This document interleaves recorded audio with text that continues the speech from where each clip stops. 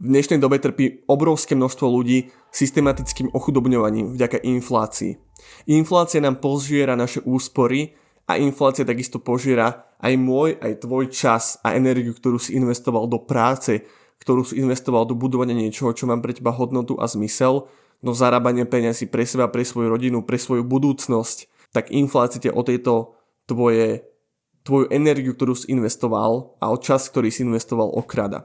V tomto videu by som ti rád dal taký pohľad na to, ako sa chrániť pred infláciou, čo môžeš urobiť už v tomto momente preto, aby si bojoval s tým, že sa tvoje peniaze znehodnocujú a každý deň si okrádaný tou neviditeľnou rukou tej inflácie. Ako sa voči tomto dokážeš brániť a čo môžeš teraz už urobiť preto, aby si do budúcna vedel zachovať práve tú hodnotu, ktorú si dneska vyprodukoval. Základným problémom, ktorý v dnešnej dobe čelíme, je to, že používame v našom ekosystéme tzv. Fiat peniaze. Sú to peniaze, ako napríklad naše eurá, ktoré nie sú kryté zlatom a nie sú kryté ani žiadnym vzácnym aktívom. To znamená, že sa kvázi úplne jednoducho povedané tlačia ako na bežiacom páse bez toho, aby tam bola nejaká naviazanosť či už na zlato alebo iným vzácny kov alebo na nejakú vzácnu komoditu. Tým pádom všetky naše eurá, ktoré máme v našich peňaženkách a na účtoch, strácajú v dlhom horizonte extrémne na hodnote. Predstaviť sa môžeš jednoducho na príklade toho, že si raz kúpiš 2-litrovú kofolu a namiesto toho, aby si vychutnal tú 2-litrovú kofolu, tak si povieš, že si ju radšej zriediš s ďalšími 2 litrami vody a budeš mať teda 4-litrovú kofolu. A teraz sa zastáva, zamyslí sa, že ako asi bude chutiť tá kofola zriedená s vodou oproti tej, ktorá není zriedená a je to čistá kofola. No asi bude chutiť oveľa horšie a predstaviť to možno hocičom, čo je pre teba blízke, keď napríklad nemáš rád kofolu. To znamená, že pokiaľ sa peniaze riedia a stále sa emitujú nové a nové peniaze, konkrétne v našom prípade eurá, tak tie, ktoré v súčasnosti už máme, budú väčšie, budú chudobnejšie na chuť, kvalitu a je to presne ako s tou kofolou. Bohužiaľ tento proces aktuálne zastaviť nevieme. Nevieme zastaviť to, že teraz tvoria peniaze, keďže naša celková svetová ekonomika funguje na dlhovom princípe. Už od 71. nefungujeme na zlatom štandarde. Takže aby sme sa vedeli efektívne brániť voči inflácii a chrániť si naše úspory, potrebujeme naše peniaze naviazať na niečo, čo bude na tej hodnote naberať. To je základný predpoklad, pretože ľudia sa budú takisto snažiť chrániť si svoje financie pred infláciou a budú povedzme investovať do nehnuteľnosti, budú investovať do akcií, dlhopisov, bitcoinu alebo iných ďalších vecí, ktoré budú na seba naväzovať tú zvyšujúcu sa kúpnu silu. Keď si pozrieš historický vývoj či už indexových fondov alebo bitcoinu alebo nehnuteľností, tak táto cena dlhodobo rástla. A toto nie je žiadne finančné poradenstvo, ale pokiaľ si necháš svoje peniaze na účte, tak fakticky na bežnom povedzme sporiacom účte, tak fakticky si vystavený len jednej istote a to je tá, že budeš každým dňom, mesiacom, rokom chudobnejší a chudobnejší. Nikdy si nedostaneš do zelených čísel tým, že budeš mať peniaze na účte. Proste systematicky budeš chudobnieť. Áno, možno dostaneš nejaký úrok, 0,5%, percento, keď si kúpiš štátny dlhopisy, možno 2-3%, lenže v ekonomike, kde má medziročná inflácia hodnotu 4%, asi úplne nebudeš v pluse, len budeš menej chudobný. Takže ak sa chceš efektívne brániť voči inflácii, skús vybrať jednu oblasť, do ktorej sa ponoríš a trošku viac o nich naštuduješ, začneš sa vzdelávať. Či už to budú práve tie fondy, nehnuteľnosti, bitcoin, zámerne nehovorím kryptomeny, lebo si nemyslím, že kryptomeny same o sebe sú bezpečným prístavom preto, aby si chránil svoje financie a pre niekoho ani bitcoin nemusí byť, ale to už je na inú debatu.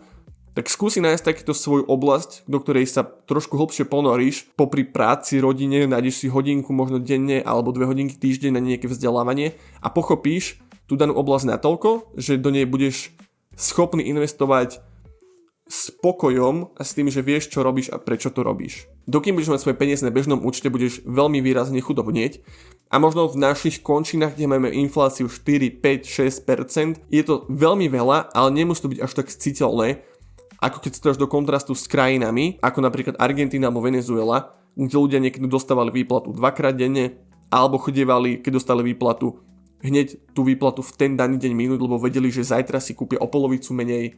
A to už sú naozaj také externé prípady hyperinflácie, kedy už to chápe úplne každý, že pokiaľ si svoje peniaze napríklad neuloží do Bitcoinu alebo do nejakých fondov, niečoho, čo bude naberať na tej hodnote a nebude podliehať tej inflácii, ktorú má ten človek v danej krajine na danú menu, tak jednoducho mu neostane nič. Takže otázka zo začiatku videa, že ako sa chrániť voči inflácii a ako ochrániť svoj majetok a svoje bohatstvo, je tá, že potrebuješ svoje finančné alebo iné prostriedky naviazať na nejaké aktívum, ktoré bude rásť na hodnote z dlhodobého hľadiska. Nikde nie je garantovaný nejaký zisk alebo výnos, okrem tých práve povedzme štátnych dlhopisov, ktoré v minulosti už sme sa mohli presvedčiť, že ani tie neboli možno až tak garantované, ako garantované mali byť a že tým ľuďom nakoniec neboli vyplatené ich prostriedky. Ale nikto ti negarantuje to, že nejaké aktívum bude rásť z dlhodobého hľadiska. Že jednoducho určite bude na 100% rásť. Čo môžeš urobiť je to pochopiť, prečo by malo rásť, pochopiť tie súvislosti, že toto je ten mechanizmus, toto je to na pozadí, z akého dôvodu by toto mohlo rásť. Pri Bitcoine je to napríklad to, že rieš decentralizované platby, je dostupné v krajinách, kde není bankové pokrytie, čiže ľudia, ktorí nemajú prístup k digitálnym peniazom, tak zrazu ho môžu mať práve vďaka Bitcoinu. A je to nejaká hodnota, ktorú si ľudia oceňujú a tým pádom je predpoklad, že by mohol rásť aj v budúcnosti na hodnote. Ak pochopíš hodnotu v tých oblastiach, ktorých ťa budú zaujímať, tak budeš vedieť viac spokojom si do nich sporiť financie, ktoré je ale veľmi dôležité, že nebudeš potrebovať v krátkodobom horizonte, lebo kľudne sa môže stať, že v nejakom krátkodobom horizonte alebo strednodobom bude to aktívum akurát niekde na nejakej nižšej úrovni a nechceš byť nútený vybrať tie svoje financie so stratou, tak toto je práve jediná možnosť, ak sa chrániť pred znehodnocovaním. A práve preto, čo ma najviac irituje na inflačnom a dlhovom systéme, je to, že chudobne je väčšinou najchudobnejší. Babička alebo rodina, ktorá žije z výplaty do výplaty, asi nebude teraz premýšľať po večeroch, ako si budú investovať do fondov, ako budú nejakým spôsobom sporiť si v Bitcoine, ako zvýšia svoj ľudský kapitál, ale jednoducho ich základné životné potreby musia byť naplnené, ich cieľ je povedzme prežiť a keď títo ľudia si držia svoje peniaze na účte alebo pod vankúšom, prenesene povedané, tak títo ľudia budú najviac náchylní na infláciu, na zvyšovanie cien, na znehodnocovanie financií. Nejedná sa o žiadne finančné poradenstvo, treba investovať a sporiť si v Bitcoine napríklad len peniaze, ktoré si ochotný stratiť. Je pravda, že pokiaľ si nesporíš do ničoho, tak znamená, že si ochotný prísť o všetko a tvoje peniaze, ktoré máš na účte, budú strácať na hodnote kvôli inflácii, takže nie je ani toto úplne optimálne, ale určite treba každú oblasť naštudovať dostatočne dobre na to, aby si do nej mohol v pokoji a s dostatočnými vedomosťami si investovať a sporiť.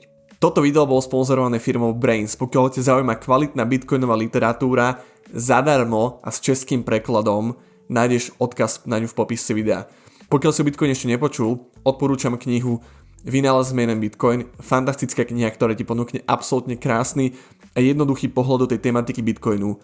Jednoducho, krok za krokom, nie je tak, že ti všetko na teba fúkne a budeš toho zmetený, ale tak, aby si to pochopil, aby to bolo zábava čítať a učiť sa niečo nové. Link nájdeš aj na túto knihu v popise videa. Ďakujem za dopozornenie tohto videa, verím, že ti bolo prínosné a že sa niečo nové dozvedel. Pokiaľ áno, budem veľmi rád, tak napíšeš mi do komentáru, čo sa ti páčilo a budeme sa tešiť pri ďalšom videu. Maj sa.